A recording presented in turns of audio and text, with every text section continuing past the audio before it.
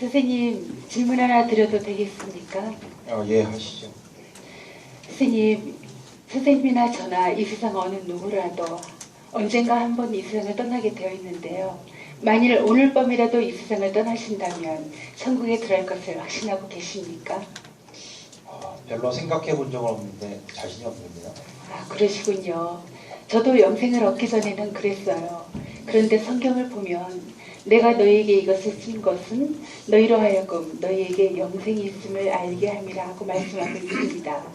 성경이 기록된 목적은 바로 우리에게 영생이 있다는 것을 알려주기 위함이지요.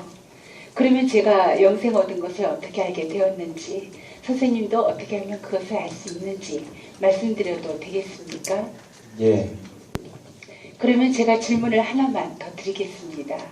선생님, 만일 오늘 밤 이 세상을 떠나 천국 문 앞에 섰는데 그때 하나님이 선생님에게 내가 너를 나의 천국에 들어오게 해야 할 이유가 무엇이겠느냐고 물으신다면 어떻게 대답하시겠습니까?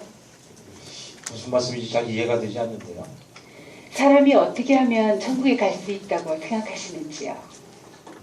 저는 나름대로 성실히 살았고 남을 위해 선한 일을 했기 때문이라고 말씀드릴 것 같아요. 그러니까 선생님은 나름대로 성실히 살았고 남을 위해 선한 일을 했기 때문이라고 말씀하시겠다는 것이죠?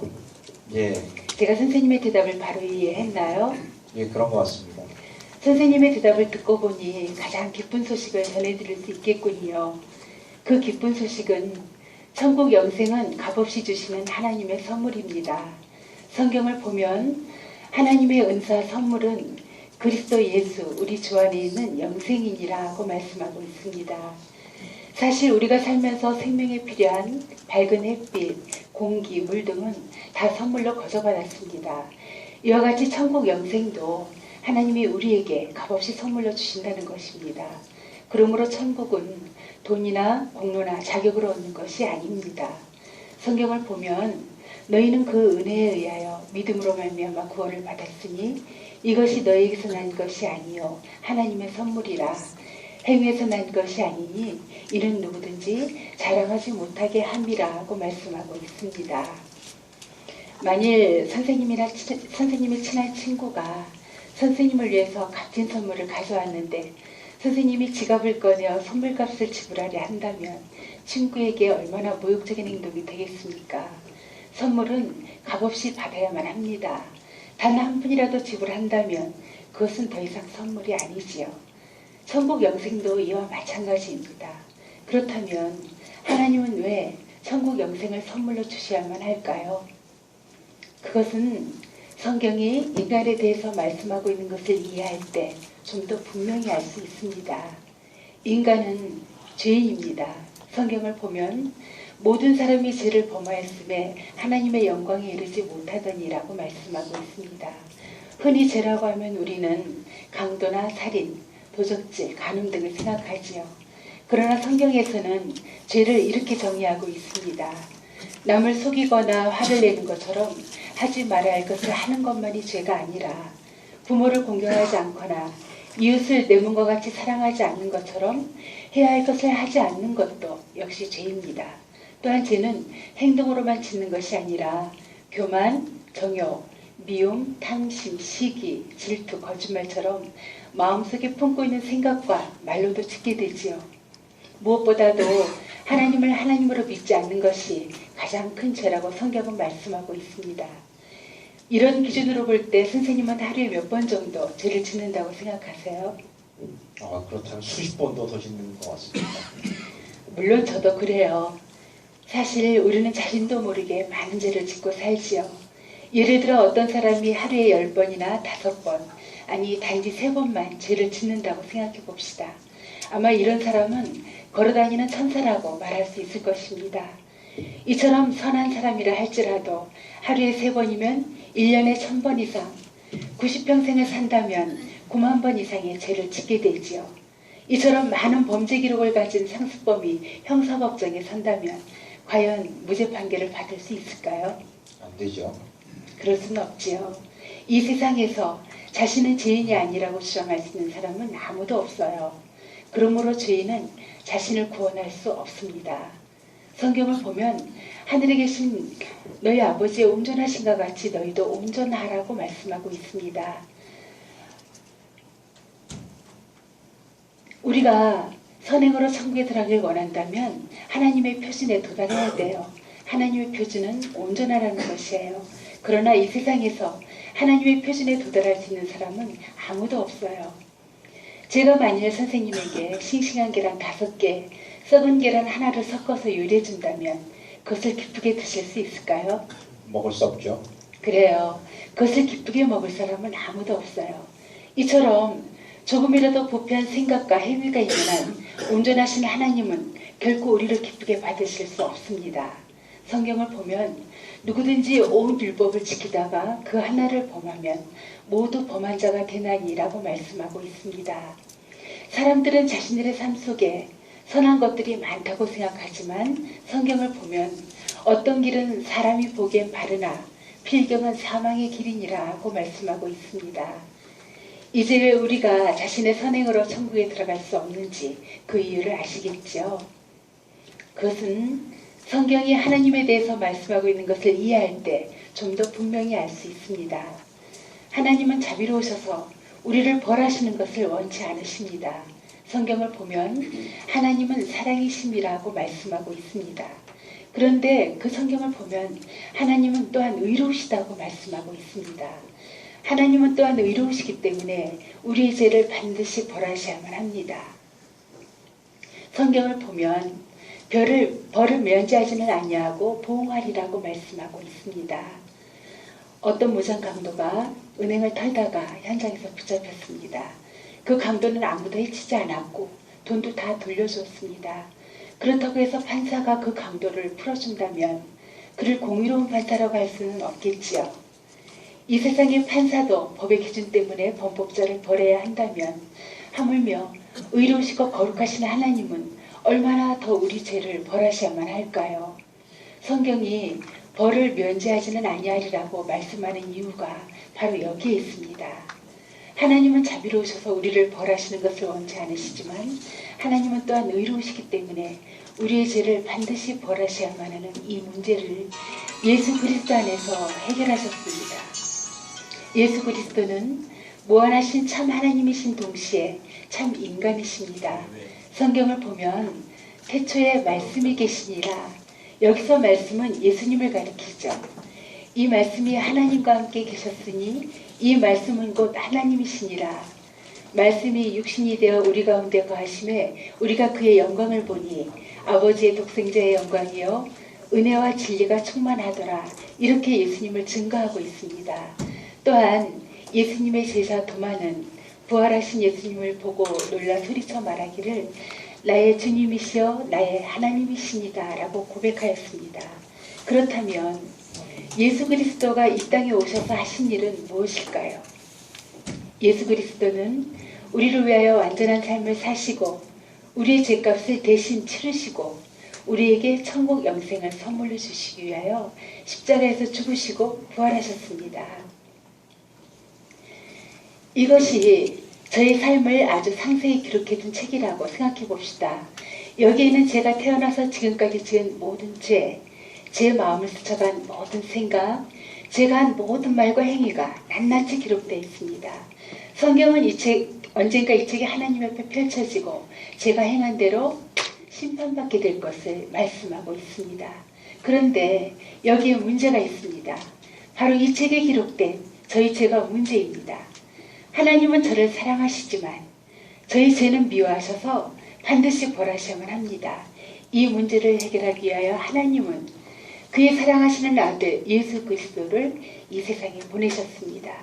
성경을 보면 우리는 다 양 같아서 그릇 행하여 각기 제 길로 갔거늘 여호와께서는 우리 모두의 죄악을 그에게 예수 그리스도에게 담당시키셨다라고 말씀하고 있습니다. 하나님이 미워하시는 저희 모든 죄가 그의 사랑하시는 아들 예수 그리스도에게로 옮겨졌습니다. 예수님은 친히 십자가에 달려 그 자신의 몸으로 우리의 죄를 대신 담당하셨습니다. 십자가 위에서 우리의 죄값이 다 치러졌을 때 예수님은 다 이루었다라고 말씀하셨습니다. 범죄한 우리의 모든 죄값을 예수님이 대신 다 갚아주신 것입니다. 그리고 예수님은 사흘 만에 부활하셔서 우리에게 천국 영생을 선물로 주시기 위하여 승천하셨습니다. 그렇다면 우리가 이 영생의 선물을 어떻게 받을 수 있을까요? 이 선물은 믿음으로 받습니다. 믿음은 천국문을 여는 열쇠입니다. 여기 열쇠 꾸러미가 있습니다. 이 열쇠들은 거의 비슷해 보이지만 저희 집 현관문을 열 수 있는 것은 이것 한 가지뿐입니다. 마찬가지로 천국문을 여는 다른 열쇠는 구원받는 참 믿음뿐입니다. 그러나 비슷하지만 구원받지 못하는 믿음도 있습니다.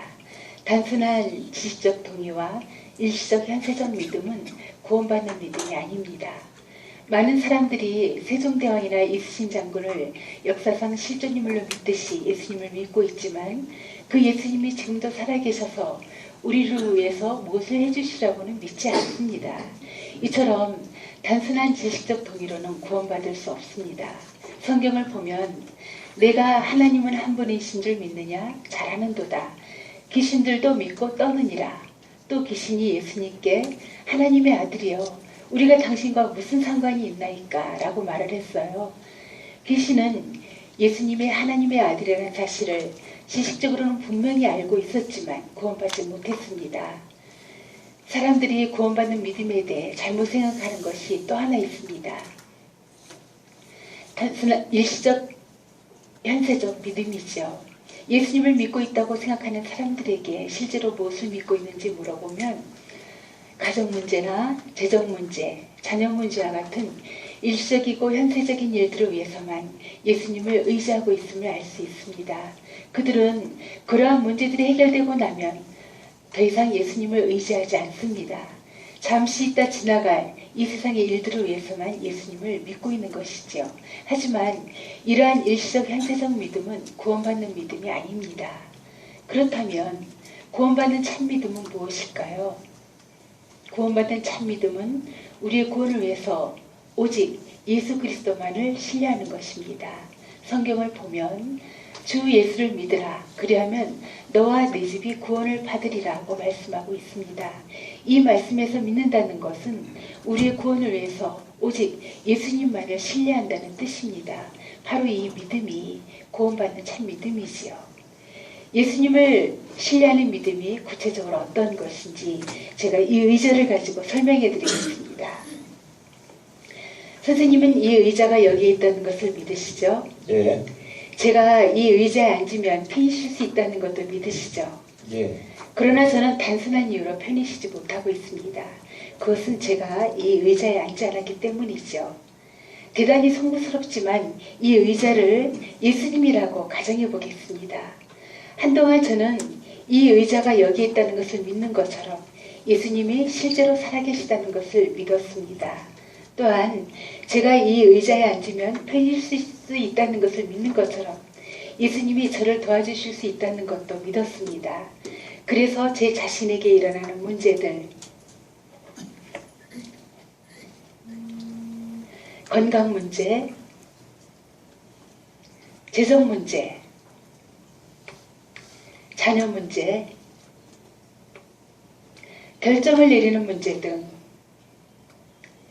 일시적이고 현세적인 문제들이 생길 때마다 그 문제들만 예수님께 맡겼습니다. 그러나 저는 여전히 제 자신의 선행을 의지했기 때문에 구원받지 못하고 있었습니다. 참으로 힘들고 피곤했습니다. 그러던 어느 날 저는 저의 구원을 위해 이 모든 문제들을 아는 채 제 자신을 예수님께 맡겼습니다. 비로소 저는 천국 영생을 선물로 받았습니다. 얼마나 평안하고 기뻤는지 몰라요.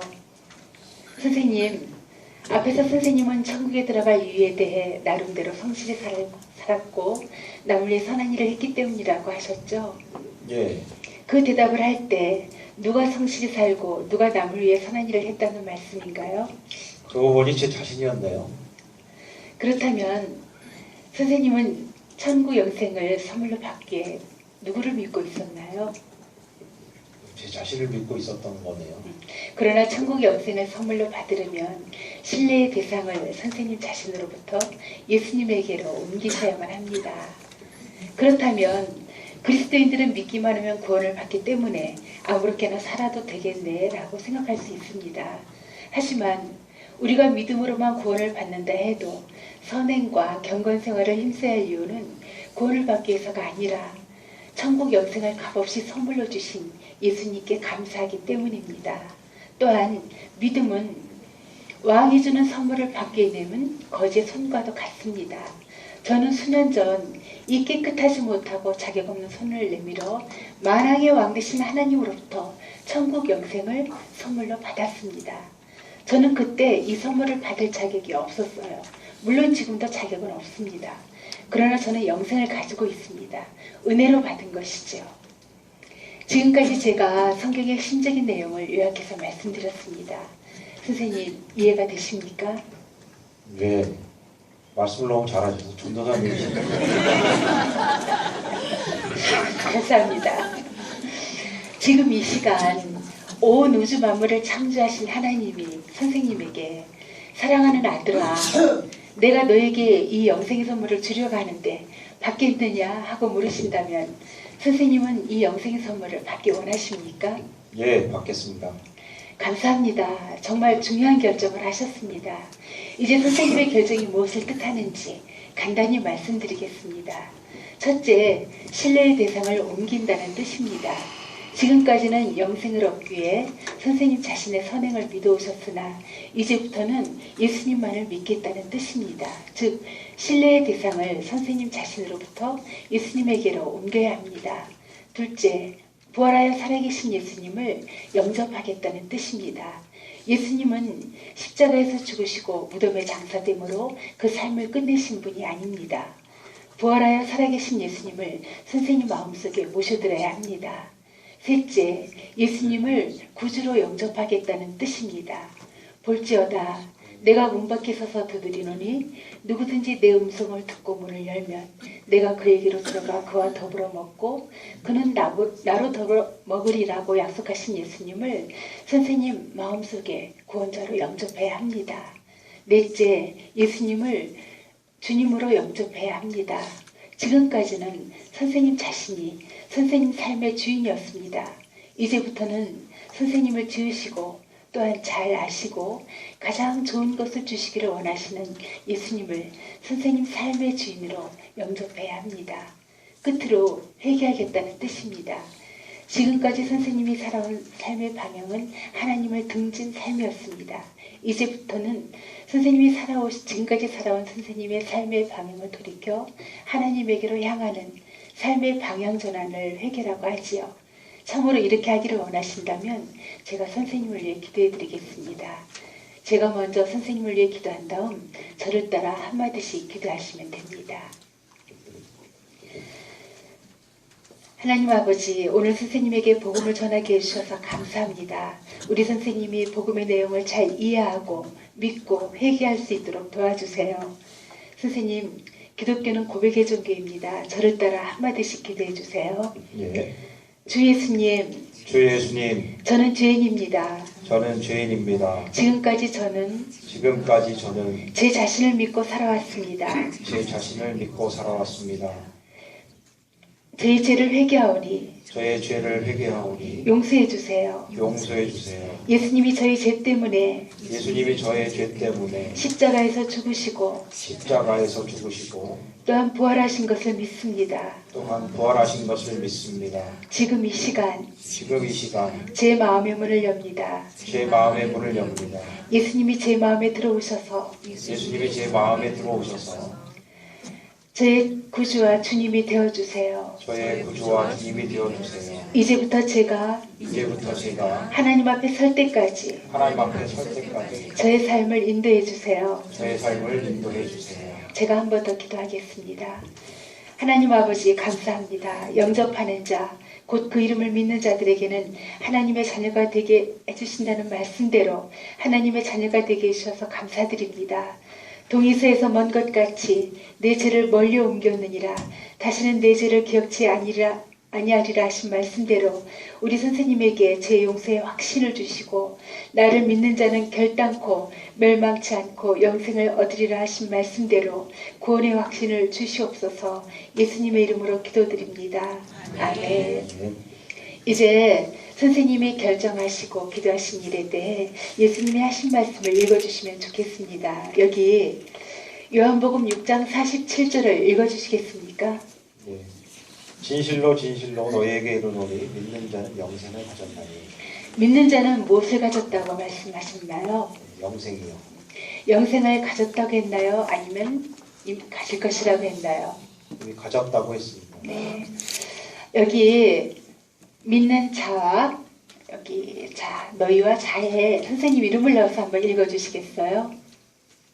진실로 진실로 이성주에게 이르노니 믿는 이성주는 영생을 가졌나니. 이 말씀에 근거해서 한 번 더 질문을 드리겠습니다. 선생님, 만일 오늘 밤 이 세상을 떠나신다면 천국에 들어갈 것을 확신하시지요? 네, 이제 확실합니다. 하나님이 내가 너를 나의 천국에 들어오게 해야 할 이유가 무엇이냐고 물으신다면 어떻게 대답하시겠습니까? 네, 예수님을 믿기 때문입니다. 감사합니다. 오늘 선생님이 예수님을 믿고 영생을 얻어 하나님의 자녀가 되신 것을 축하드립니다. 감사합니다.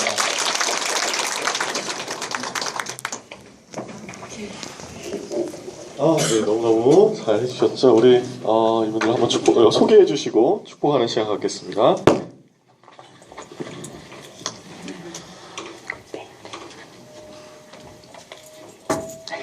네, 소개해 주시죠.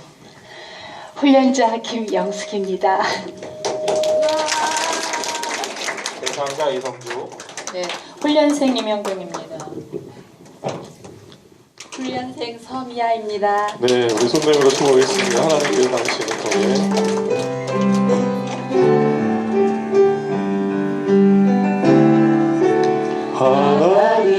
하나님께서 당신을 통해 메마른 땅에 샘물 나게 가난한 영혼, 목마른 영혼, 가난한 영혼, 목마른 영혼, 당신을 통해 주 사랑 알기 원하네.